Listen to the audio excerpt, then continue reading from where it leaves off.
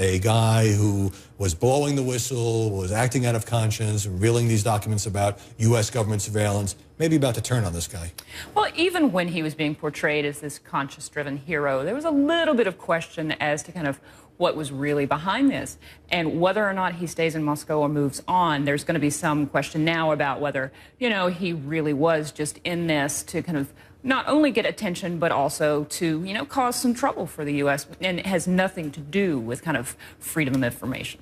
Some commentators were kind of outraged that espionage charges were filed against this guy, although clearly Ed Snowden knew he was breaking the law, broke the law, and said he was prepared to accept the consequences. Right. How much does this story change just the mere fact that he's in Moscow, whether he's in Moscow for 6 hours, 6 days, or 6 weeks? Well, I think you're right that it will change sort of the way perhaps the progressive left and the libertarian right have lined up behind this young man. I think it was always questionable about him going to Hong Kong as taking responsibility. Taking responsibility would have been sitting in your front yard in Hawaii when the authorities arrived to take you away. But I think going to Moscow does certainly complicate that narrative of Mr. Snowden being a hero of civil liberties. But interestingly, it also debunks conspiracies that he might have been some sort of Chinese spy if in fact he's fleeing Hong Kong. Why have the left, many people on the left, and the libertarian right, as the phrase that you use, why have they united behind Snowden? Usually they don't agree on much of anything.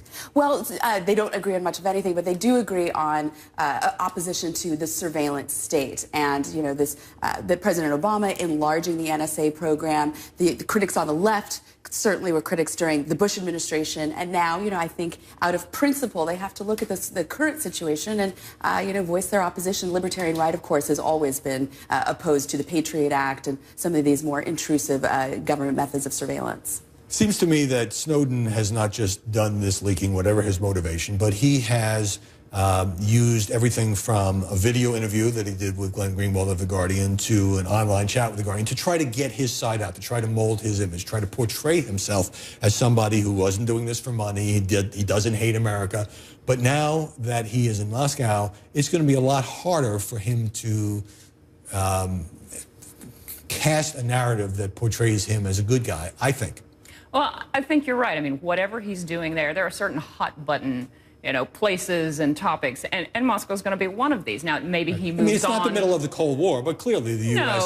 and Putin still have an adversarial relationship. You have an awful lot of people who still view that kind of thing as just automatically a bad sign, So I think he has been very media savvy. This is not a kid who did something and then wanted to go underneath the radar. He has been, as you say, very aggressive about kind of managing his image. And this is going to put a kink in it, but, he's got the WikiLeaks legal guy traveling with it. He's not doing this on his own. He's got a lot of support systems here. And it also undercuts his own testimony that the reason that he went to Hong Kong was because he said that this was some sort of bastion of free speech and democratic institutions. Clearly, that's not the case about his next destination. Well, Snowden said in that Guardian video interview, I think the public is owed an explanation of the motivations behind the people who make these disclosures that are outside the democratic model, because when you are subverting the power of government, that's a fundamentally dangerous thing to democracy.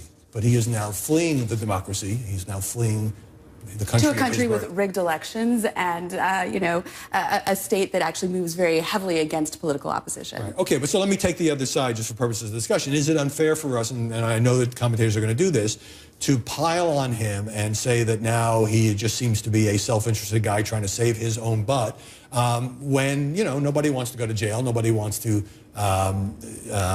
deal with the consequences of this, but of course he took it on himself to do this and to do it in very public fashion. Remember, he exposed himself. He came forward. If he hadn't done that, maybe we still wouldn't know who the leaker was. That's true. I mean, as we were talking about, he's not a guy who quietly did this in the name of, civil liberties or whatever, and then went off to hide somewhere. I mean, he wanted his name out there. He wanted these interviews done. This is a guy who screams, somebody look at me, I want attention. Whatever his motivation was, at its core, he also wants all this attention. And even lawyers who represent whistleblowers, in reading about this case, have come out and said that going to the media should be your last resort not your first resort. And in his case, you know, leaking first to the Washington Post, then also to the Guardian was his method to get this news out here. He had other recourses, but now we're seeing that, in fact, it doesn't appear that he's willing to take responsibility and he's running the other way.